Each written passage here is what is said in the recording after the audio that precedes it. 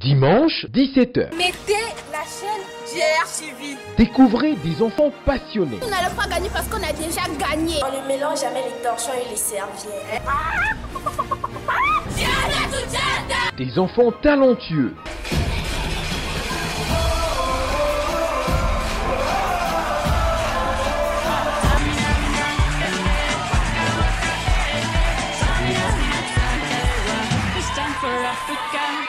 Des enfants qui pratiquent le journalisme. C'est un problème récurrent au Congo. Certaines familles mettent à la porte les enfants et leur mère après la mort de leur père. Les enfants, principaux concernés par ce texte, en connaissent-ils la quintessence? Soyez au rendez-vous avec les ateliers scolaires de journalisme. Ça se passe à l'école, votre magazine 100% éducatif, tous les dimanches à partir de 17h sur DRTV International.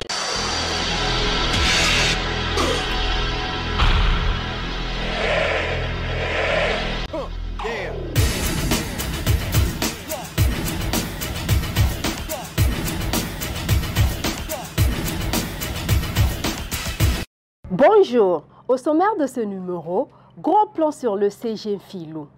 Nous allons parler du déroulement de l'atelier scolaire de journalisme de cette école.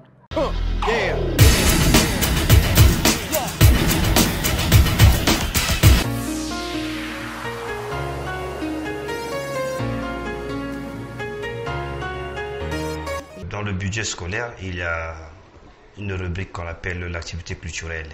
Et nous avons pensé, par rapport aux enjeux de l'heure, il fallait quand même inscrire le CG Filou. Il y a une émission qui passe dimanche. Et le nom de cette émission, ça se passe à l'école. Répétez. Ça se passe à l'école. Quel jour? Dimanche. À quelle heure? À 17h. Avec cette opportunité de l'émission DRTV, ça se passe à l'école, il fallait que nous fassions preuve sur tout le plan que le CG Filou était capable. Notre motivation première, c'est de faire connaître à ceux qui sont ailleurs qu'en Filou, il y a un CG qu'on appelle le CG annexe. Et la seconde motivation, c'est de valoriser l'activité culturelle au niveau du CG de Filou. En réalité, pour moi, c'est un grand défi. Et qu'au niveau national et au niveau international, il faudrait que je fasse quelque chose pour que le CG de Filou soit à la hauteur de toute attente. Il fait partie des 12 chefs d'établissement scolaire qui ont accepté d'adhérer à ce projet.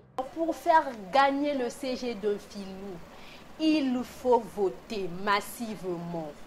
Composez le 06 970 72 72. Pour participer au concours, les écoles devraient faire l'objet d'une sélection en direct à la télévision. 6 970 72 72 pour faire gagner votre école le CG de Filou, chers téléspectateurs. Ici, le challenge à relever consiste à maximiser un grand nombre de votes afin d'obtenir une place à ce concours. Composez le 06 970. Allô? Ah, oui, allô?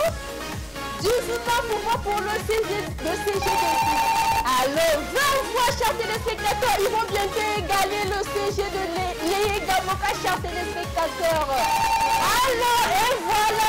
Sur 12 écoles sélectionnées, le CG Filou se place deuxième après le CG Ngamaba. Les enfants ont appelé. J'étais même surpris de constater. C'est vrai, le jour-là, j'étais à la maison, mais il y avait un problème. Je suis sur qu'on appelle après la mairie, il y avait perturbation du réseau. Mais les enfants m'ont dit, monsieur le directeur, on vous rassure, nous serons premiers. Malheureusement, quand on a constaté, du point de vue écart, je me suis rendu compte que les enfants avaient raison parce que l'écart était de 2 points ou de 3 points comme ça. Au moins, ce que je me trompe. Pour qu'un atelier scolaire de journalisme réussisse, cela nécessite l'implication de plusieurs acteurs. Les encadreurs jouent un rôle très crucial dans le fonctionnement de ces ateliers scolaires. D'ordinaire, les ateliers scolaires de journalisme sont animés par les coachs issus de médias freelance. Mais cette fois-ci, ce sont des journalistes professionnels qui interviennent. C'est ce qui fait sans doute la particularité de la saison 2 du prix Média et Journalisme à l'école. L'année dernière, au mois d'août, nous avons organisé une formation de journalistes reporters d'images. Les personnes qui suivent la formation, ce sont celles-là que nous envoyons dans les établissements scolaires pour encadrer les enfants. Ça leur permet d'expérimenter et de mettre en pratique ce qu'ils ont appris. Cette année-ci encore, nous avons tenté la même expérience. Malheureusement, on a connu une difficulté. Sur 14 étudiants journalistes reporters d'images qui ont accepté de participer à la formation, une seule est restée. L'idée nous est venue de recourir à des journalistes professionnels parce que nous nous sommes dit qu'en travaillant avec des journalistes professionnels, non seulement ils ont l'expérience dans le journalisme, ce qui signifie que nous n'aurons plus besoin de leur apprendre comment faire leur métier, il suffirait juste d'organiser une activité de renforcement de capacité pour leur permettre d'intervenir en milieu scolaire. C'est ce qui a été fait et nous avons écrit à 3 médias notamment, à la Semaine africaine, aux Dépêches de Brazzaville et à l'Agence congolaise d'information. C'est le DG de l'Agence congolaise d'information qui a réagi en premier. Il nous a envoyé 3 journalistes, notamment son secrétaire de rédaction, M. Marcel Dolenkonkou. Et généralement, nous recevons les étudiants qui viennent de Mariengouavi, de Bayardel et tout. Bon, ça c'est normal, c'est normal. Mais les élèves du collège, je n'ai jamais songé à encadrer les enfants de ce niveau-là. Les enfants, votre école, le CG de Mfilou, sera en compétition avec d'autres écoles. Est-ce que vous comprenez? Ça m'a fait énormément plaisir parce que c'est un journaliste de qualité. C'est un monsieur qui a du talent. Et les enfants ont témoigné. C'est un professionnel. Vous suivez le journal à travers quel média? Tout seulement, celui qui veut parler lève la main. Ce sont les enfants qui ont apprécié leur encadreur. Transmettre les connaissances en journalisme aux enfants du niveau du collège, ce n'est pas facile. Donc d'abord, il fallait rabaisser à leur niveau d'études. Toi, tu ne suis pas le journal? Pourquoi? Parle fort. Bon, il fallait tester qui pouvait bien communiquer, donc instaurer un dialogue avec les enfants, tester leur niveau, jusqu'à comprendre. Ça veut dire que vous aimez les informations? Très très bien. Je me suis mis dans la position d'un papa, d'un père qui voulait transmettre le savoir à ses enfants. Parce qu'on dit les enfants d'abord. Bon, quel que soit votre niveau d'études, bon, il faut donc être au niveau d'un enfant. Bonjour monsieur le directeur. Bonjour ma fille. Je suis Somba Gloire, journaliste du Club des Abeilles, élève de la 6e B. Monsieur le directeur, pouvez-vous nous donner une interview au sujet de la sécurité de notre établissement? Oui, je peux vous accorder cette interview-là. Vraiment, c'est un homme à féliciter, c'est un homme à encourager. Lors de l'édition précédente du concours Prix Média et Journalisme à l'école, les écoles qui ont participé ont abordé des thèmes différents. Pour cette année, la tendance est inversée. Tous les ateliers scolaires de journalisme travailleront autour d'un même thème, l'école en santé. Initialement, lorsque nous avons lancé le projet d'atelier scolaire de journalisme, l'objectif c'était de doter les établissements scolaires qui participent à ce programme d'un journal de l'école écrit par les élèves selon les règles et les usages courants dans le journalisme professionnel. Il y avait plusieurs phases et la première phase, c'est cette phase que nous appelions la phase d'immersion. Dans la phase d'immersion, nous nous limitons juste à la production d'un contenu audiovisuel. Chaque atelier scolaire de journalisme devra réaliser un reportage. C'est un problème récurrent au Congo. La question des droits de succession est à l'origine de plusieurs querelles et conflits au sein des familles. La Convention relative aux droits de l'enfant. Ce texte, adopté par l'Assemblée générale des Nations unies en novembre 1989, est censé assurer aux enfants le meilleur traitement possible de la part des adultes. 25 ans après, qu'en est-il de sa promotion au Congo? Ou une émission. Chers téléspectateurs, bonjour et bienvenue à Fraternité Mag, le magazine télévisé produit par les Machettes, atelier scolaire de journalisme lycée de la Fraternité. Pour nous, c'était une bonne façon de pousser ces enfants à se familiariser avec le monde de la production audiovisuelle et bien évidemment le monde du journalisme. Monsieur Moyo, pourquoi l'école Camara Lai n'organise pas l'internement de ses élèves avant les examens d'État? Quand vous étiez allé interviewer Monsieur Moyo, qu'est-ce que tu as ressenti vis-à-vis des regards des autres? J'avais peur, je ne me sentais pas à l'aise parce que là où je fréquentais, il n'y avait pas d'atelier scolaire de journalisme. Ce que nous avons constaté à l'issue de cette activité, c'est que la production de reportages, même si c'est des reportages thématiques, donc qui avaient un objectif d'éduquer et de sensibiliser, n'avaient vraiment pas eu d'impact. Seulement, la pratique sur le terrain est loin d'être celle voulue. D'après une étude commandée par l'INRAP au sortir de la 15e session 2013 du ministère de l'Enseignement primaire, secondaire et de l'alphabétisation, un grand écart sépare les contenus du livre au programme de l'éducation artistique au primaire et les recommandations de l'UNESCO en matière de recommandation des arts à l'école. Nous avons fait une étude comparée où dans le système français, l'art occupe une place de choix. En termes de pourcentage, ça fait plus de 20%. Et dans nos programmes d'enseignement primaire, ça fait à peine 1,5, donc inférieur à 2. On nous a donné 1 heure, c'est déjà une chose. Mais lorsque nous parlons de l'évaluation de l'élève, à ce moment-là, 1 heure ne répond pas. On n'a même pas sensibilisé, on n'a même pas interpellé. Les choses ont continué comme si de rien n'était. À titre indicatif, au lycée Pierre Savognon de Brazza, les élèves ont travaillé sur la violence dans cette école.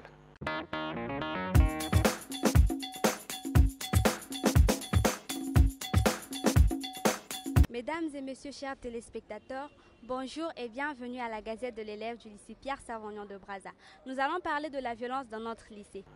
Aujourd'hui, lorsqu'on regarde les statistiques, cette année-ci, il y a eu un peu plus de violence que l'année précédente parce que les autorités ont dû arrêter même les cours pendant plusieurs semaines, à 2 reprises, en raison des actes de vandalisme et de violence des élèves. Il n'est un secret pour personne que le lycée Pierre Savognon de Brazza s'est forgé comme réputation d'être un lycée abritant des élèves violents. Surtout le jour de la rentrée scolaire. Ceux qui reviennent de la 3e, lorsqu'ils arrivent ici, pour entrer en classe, il faudrait donner de l'argent. Quand un ancien, il se croit tout permis, il arrive, il menace tout le monde. Si c'est de l'argent qu'il veut, vous devez le lui donner. Alors l'idée, c'est de faire le journalisme autrement. C'est-à-dire d'utiliser les ateliers scolaires de journalisme pour promouvoir la santé et le bien-être à l'école. La santé ne correspond pas à la simple absence de maladie. Elle fait plutôt référence à notre capacité d'agir dans notre milieu et d'accomplir des rôles dans la société. La santé est le résultat des constantes interactions entre nous et notre milieu de vie. Elle résulte d'un processus complexe entre plusieurs facteurs. Si ces facteurs sont favorables, nos chances d'être en bonne santé seront élevées. S'ils sont défavorables, ils constitueront des causes de maladie. Nous supposons qu'à partir de l'action des journalistes, nous aurons aider l'école à se doter des outils qui lui permettront de développer des actions de bien-être et de santé. Mais deuxièmement, le journal qui sera produit par les élèves aura déjà un contenu parce qu'il aura pour objectif chercher le bien-être des élèves dans cet établissement scolaire. Ceux qui participent aux ateliers scolaires de journalisme font l'objet d'une sélection. Dans la première phase, l'école présente un échantillon de 10 élèves par niveau auprès des organisateurs du concours. Nous laissons l'école nous proposer des enfants, c'est parce qu'eux connaissent mieux et leurs enseignants savent la qualité d'enfants qu'ils nous proposent. Bonjour les amis.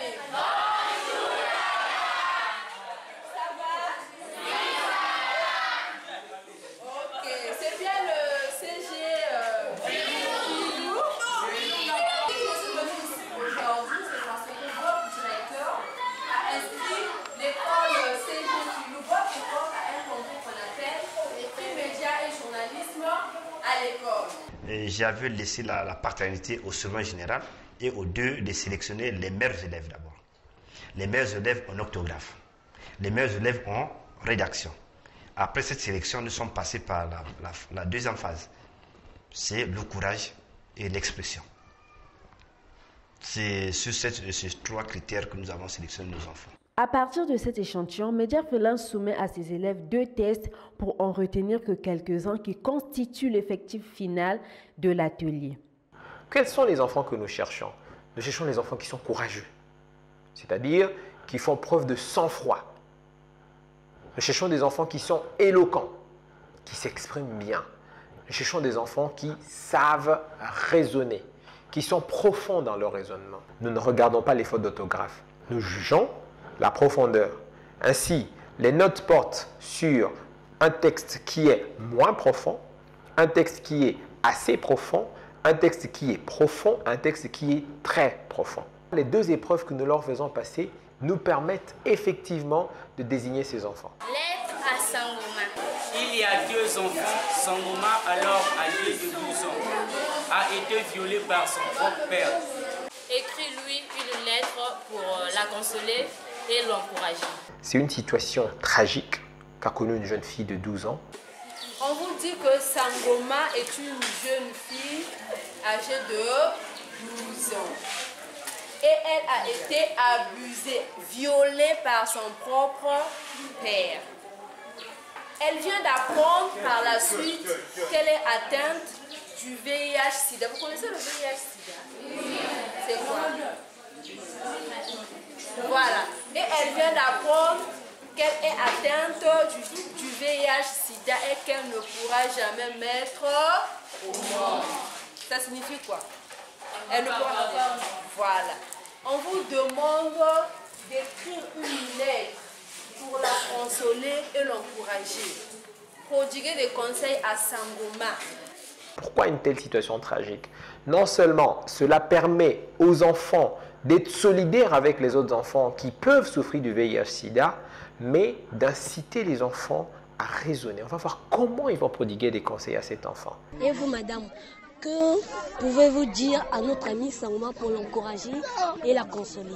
Je peux la dire qu'elle ne doit pas s'inquiéter, elle peut prendre les traitements. Elle peut vivre longtemps grâce à les médicaments, elle doit être sous traitement. Que d'aller à l'hôpital plusieurs fois. D'aller à l'église, prier nuit et jour. Qu'elle puisse être concentrée pour la parole, les prières chaque fois. Je pense que Dieu va la guérir. Moi, je suis ton ami. J'ai la foi que Dieu va la guérir. Tu seras même son serviteur.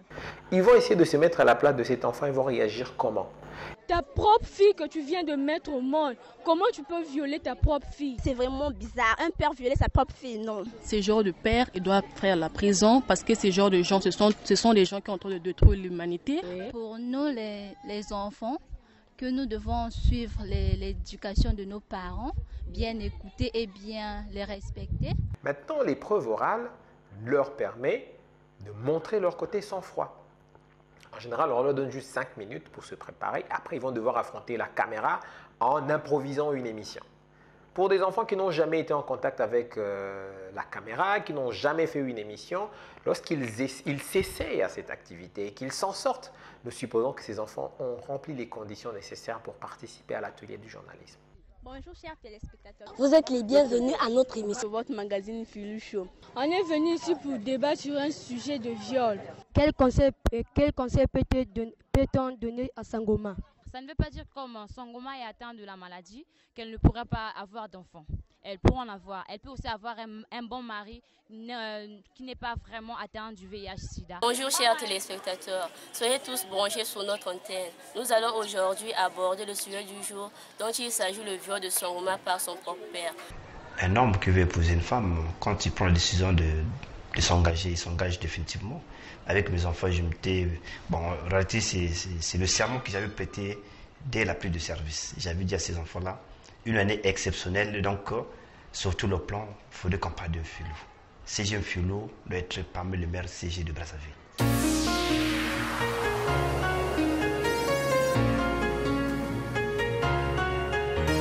Le projet Atelier scolaire de journalisme ne cesse de susciter l'attention de nombreuses personnes.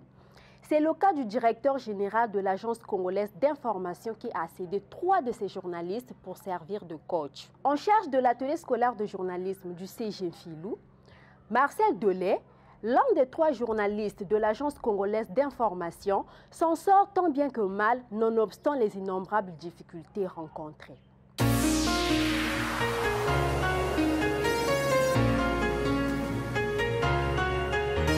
Majorité, ceux qui suivent le journal, qu'est-ce qu'il y a dans le journal?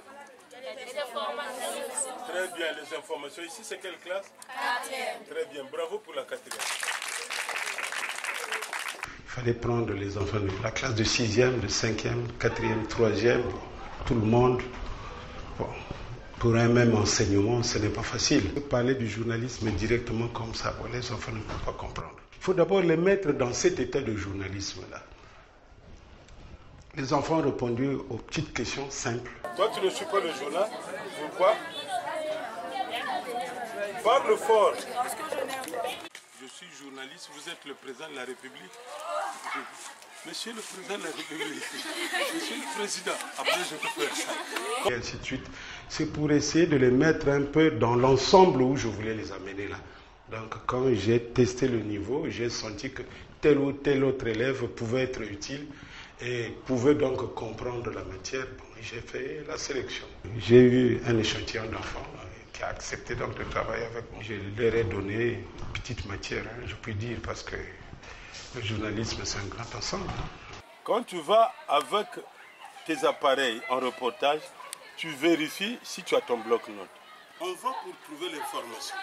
Donc quand vous allez vérifier si votre appareil a un bon fonctionnement, n'est pas en panne.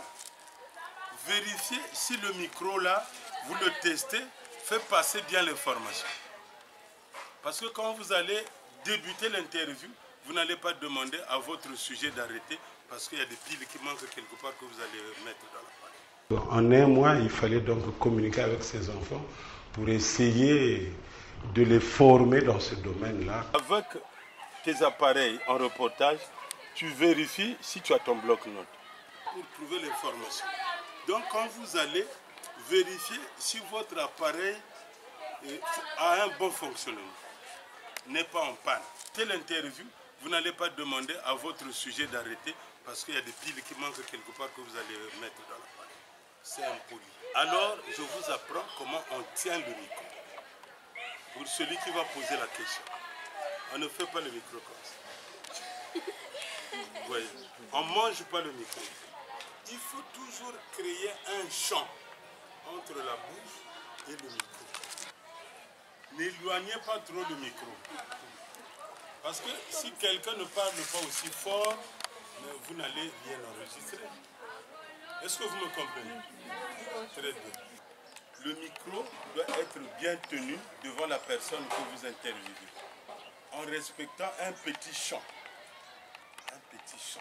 Au milieu scolaire, là où j'étais, vraiment, j'ai travaillé dans la nature parce qu'il me manquait l'espace qui pouvait me permettre de bien communiquer. Bon.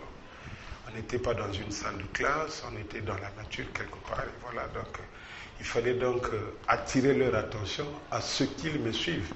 Voilà pourquoi il fallait être rigoureux. Mademoiselle, s'il te plaît, moi je trouve que ta passion est là-bas. Va rejoindre le groupe là-bas. Ta passion n'est pas ici, ta passion est là-bas. Donc va rejoindre le groupe qui est là-bas. Conformément au cahier de charges soumis à chaque encadreur, les activités des ateliers scolaires de journalisme doivent s'achever sur la réalisation d'une interview du directeur, d'un reportage et d'un débat sur un sujet donné. Marcel Dolay et son petit groupe de journalistes ont choisi de travailler sur l'insécurité au CG Filou. Bonjour monsieur le directeur. Bonjour ma fille. Je suis Sita Chrysili Sephora, journaliste du club Les Abeilles en classe de 5e. Je suis Somba Gloire, journaliste du club des Abeilles, élève de la 6e B.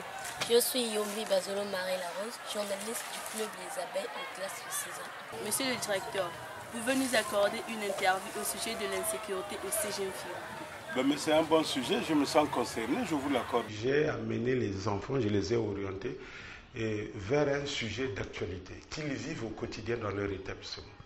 Et c'est l'insécurité au CG de Filou. Monsieur le directeur, quel a été votre état d'esprit au moment où vous avez pris les fonctions à la direction du CG Filou, dont l'environnement n'est pas sécurisé? Que dit votre conscience lorsque l'attention des élèves en classe est détournée par le bruit et le spectacle des passants et des véhicules qui traversent la cour? Ce que vous pensez que le travail qu'effectue le surveillant général se fait pour discipliner et sécuriser notre établissement à la merci de tout le monde. Merci monsieur le directeur pour le temps que vous nous avez accordé. C'est un établissement qui n'est pas clôturé d'abord, c'est dans la nature, tout le monde passe par là. Il fallait choisir ce sujet-là, parce qu'ils le vivent au quotidien, l'insécurité là-bas. J'aimerais aborder un autre, mais les enfants disent l'insécurité, nous la vivons au quotidien. Quel est notre sujet à nous? L'insécurité. Très bien. Vous savez pourquoi on a choisi ce sujet-là? Oui, coach. Qui peut nous rappeler pourquoi on avait choisi ce sujet? On a choisi ce sujet parce que notre école n'est pas sécurisée.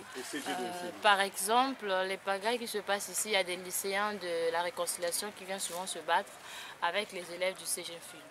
En plus, les lycéens qui quittent ici du CGM Filou pour partir au lycée de la réconciliation viennent souvent ici pour venir troubler les cours des élèves de la 3e, 4e et aussi de celles du 5e et 6e. On a eu de Massina aussi les bandits qui viennent aussi parfois.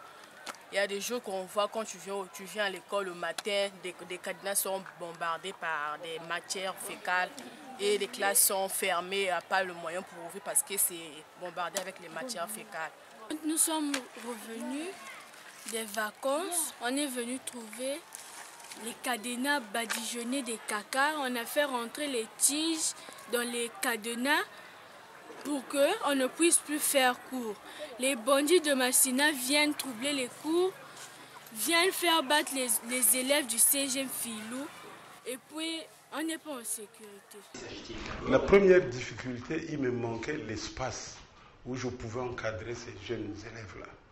Parce qu'il y a 2 bâtiments là-bas et il y a un bloc administratif. Mais il n'y avait pas une salle réservée pour cette formation-là. Donc il fallait les sortir de ce milieu ambiant, les amener quelque part en retrait où ils pouvaient donc suivre ma formation. J'ai sollicité donc au staff dirigeant du collège qu'on me trouve un espace ailleurs. Alors nous nous sommes accordés, on m'a confié chez le président des parents d'élèves. Ouais, à côté, j'ai vu vraiment un espace dans la même parcelle. Nous étions sous un arbre, c'est un grand manguier qui nous donnait un espace avec un bel air. Les enfants ont accepté de travailler dans la nature comme ça. Et les élèves du club Les Abeilles, les journalistes de cet établissement, vont faire un reportage. Bon, vous imaginez quelqu'un qui se trouve à Mikalou et qui n'a jamais été ici à Mfilou. Vous allez faire un reportage sur votre collège où règne l'insécurité. Qu'est-ce que vous allez faire? Qu'est-ce que vous allez dire? Je n'ai jamais songé à dispenser des cours comme ça, vraiment. C'est une belle aventure. Nous sommes habitués à communiquer avec les étudiants de Marien Gwabi, ceux qui viennent de partout et tout. C'est le langage franc entre nous, journalistes. Mais les élèves du collège de ce niveau-là, c'est une nouvelle aventure que je garde en mémoire.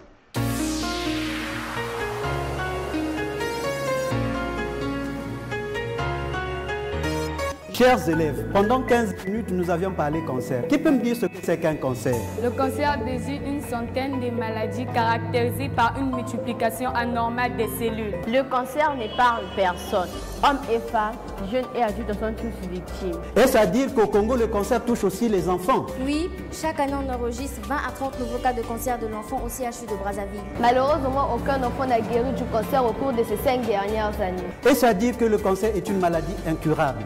Non, on peut guérir d'un cancer si la prise en charge commence tôt. Mais la meilleure arme contre le cancer reste la prévention. Et comment faire pour lutter efficacement contre le cancer? Il faut éviter de s'exposer aux facteurs de risque. Consommer une alimentation saine et équilibrée. Se faire vacciner contre le virus d'hépatite B et le papillomavirus humain. Consulter rapidement un spécialiste dès l'apparition des premiers signes d'alarme. Tenir par nos dons en nature et en argent les enfants malades du cancer. Eh bien, bravo! Je vois bien que tout le monde a compris.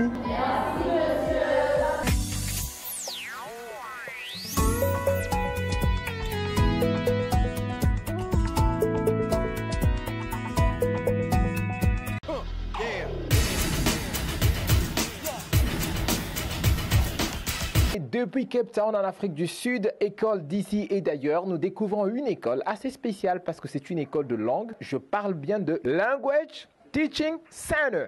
Bonjour Ryan. Good morning, how are you? I'm fine, thank you. And you? I'm very, very good and welcome to LTC. Okay, thank you. Excuse me, my English is very smallest. Your English is good, very smallest. We're trying to speak, I will speak in French. Okay. And you answer in English. Perfect. Is it okay? Okay. Can you introduce yourself? Good morning, everybody. My name is Ryan and I work as the manager of LTC. The school has been here for 20 years, so we've seen students from all over the world. Alors bonjour, je m'appelle Emmanuel Okoy et je viens du Congo-Brazzaville. Je suis actuellement en Afrique du Sud et je suis venue pour apprendre l'anglais. C'est une bonne expérience parce qu'on rencontre pas mal de personnes venant de part et d'autre du monde. My name is Abdurrahman. I'm from Saudi Arabia. Or you could do it, or I might. We are also located in the very center of the city, right opposite the station, buses, everything, so in the heart of Cape Town. Dans la politique de la Haute École Leonard de Vinci, qui vise à faire de ces étudiants des bilingues, ils ont signé plusieurs protocoles d'accord de partenariat au Ghana, au Cameroun, et maintenant c'est autour du plus grand pays anglophone d'Afrique.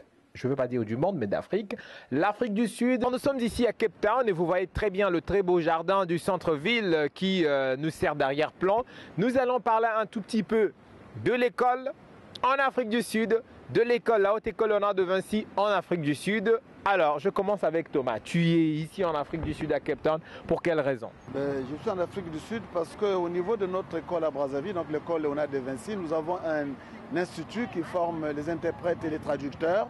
Nos étudiants, particulièrement ceux de l'ISIT, de l'Institut supérieur de traduction et d'interprétation, ont besoin de parler l'anglais. Comme ils sont dans un contexte francophone, il est important et essentiel qu'ils aillent dans un environnement anglophone pour s'imprégner non seulement de la culture des personnes qui parlent cette langue, c'est-à-dire l'anglais, mais également pour délier les langues pour ceux d'entre eux qui n'arrivent pas à parler au pays.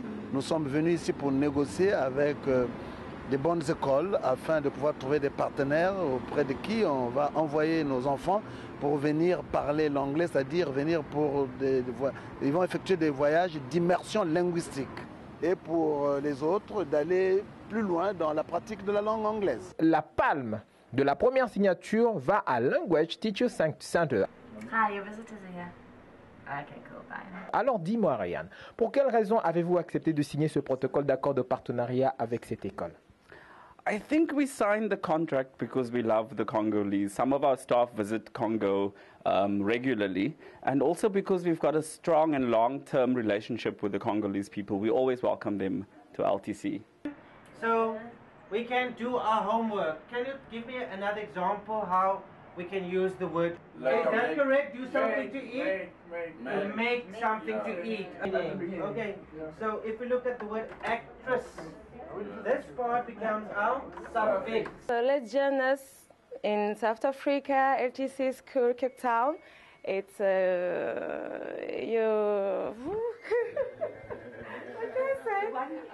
Des voyages d'immersion linguistique pour perfectionner son anglais. C'est sans doute l'un de ces voyages qui vous a amené Mademoiselle Emmanuelle ici en Afrique du Sud. C'est bien cela. Vous êtes ici depuis combien de temps? Je suis venue en Afrique du Sud depuis bientôt 6 mois. Je suis arrivée en janvier dernier et également, comme l'a dit Monsieur Fongonela, c'est pour l'anglais également, l'immersion. Probability. It's all in the mind. That's why we started with the optical illusion. Alors, Monsieur Fiongonina, vous pensez que c'est nécessaire qu'un étudiant qui fait anglais au pays fasse un voyage dans un pays anglophone pour se perfectionner en anglais? En tout cas, cela est presque une obligation pour les étudiants qui veulent être traducteurs et interprètes, parce qu'il faut avoir non seulement la compétence linguistique, c'est-à-dire connaître les règles de grammaire, mais il faut avoir la compétence, il faut aussi avoir la compétence communicative, c'est-à-dire la pratique de la langue qu'on aura appris. C'est nécessaire pour ces étudiants de l'ISIT, mais aussi pour les étudiants de manière générale, parce qu'aujourd'hui, l'anglais est un passage obligé et le bilinguisme s'impose. Voilà, Emmanuel, vous êtes ici depuis 6 mois. Est-ce que vous pensez que vous avez amélioré sensiblement votre niveau d'anglais? Oui, je peux le dire que j'ai amélioré largement mon niveau d'anglais. Bien heureusement, dans notre pays, le Congo, nous avons des cours d'anglais depuis le primaire pour certaines écoles. Mais c'est beaucoup mieux lorsqu'on se retrouve dans un environnement où tout le monde autour de vous parle anglais. Vous êtes obligé à ce moment-là également de parler anglais. Même si vous faites des fautes, même si vous ne savez pas trop quoi dire, c'est toujours mieux parce qu'à ce moment-là, vous avez des gens autour de vous qui peuvent vous aider, qui peuvent vous comprendre et vous apprenez et vous retenez. Beaucoup mieux, beaucoup plus rapidement. D'accord. Thomas, vous allez signer un protocole d'accord de partenariat avec au moins 3 écoles de langue. Est-ce que cela représente vraiment une valeur ajoutée pour votre établissement universitaire? Mais bien sûr, c'est une valeur ajoutée parce que en estimant qu'avec une école, cela peut représenter certaines limites. Nous avons donc donné un éventail de possibilités aux étudiants Il y a par exemple une école, celle qui est ici, c'est-à-dire le English Teaching Center, qui se trouve en plein centre-ville, à côté de la mairie centrale de Cape Town, avec des possibilités de logement. Donc ça, c'est un certain niveau.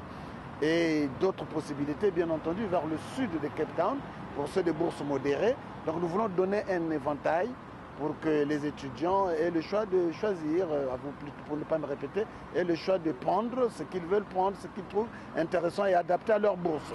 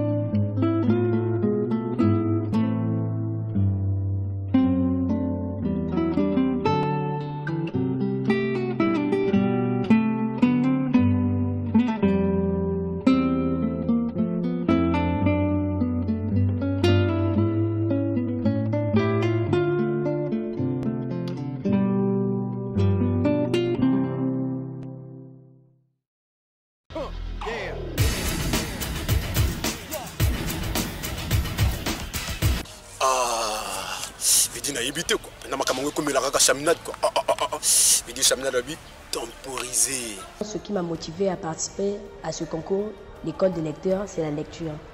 Parce que j'aime la lecture. Je veux dire, à Chaminade, le trophée, ça se passe dans la tête. Le titre de notre livre d'études s'intitule « Au Kotati du désespoir à la réussite ». L'auteur, c'est Laetitia Nkankuyoka.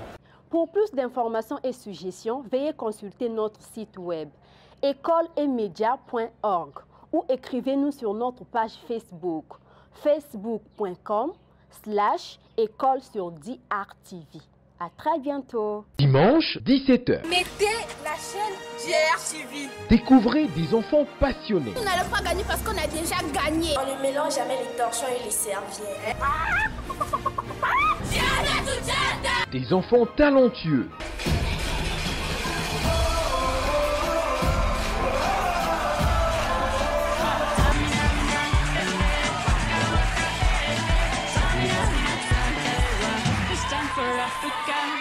Des enfants qui pratiquent le journalisme. C'est un problème récurrent au Congo. Certaines familles mettent à la porte les enfants et leur mère après la mort de leur père. Les enfants, principaux concernés par ce texte, on connaît-ils la quintessence? Soyez au rendez-vous avec les ateliers scolaires de journalisme. Ça se passe à l'école, votre magazine 100% éducatif, tous les dimanches à partir de 17h sur DRTV International.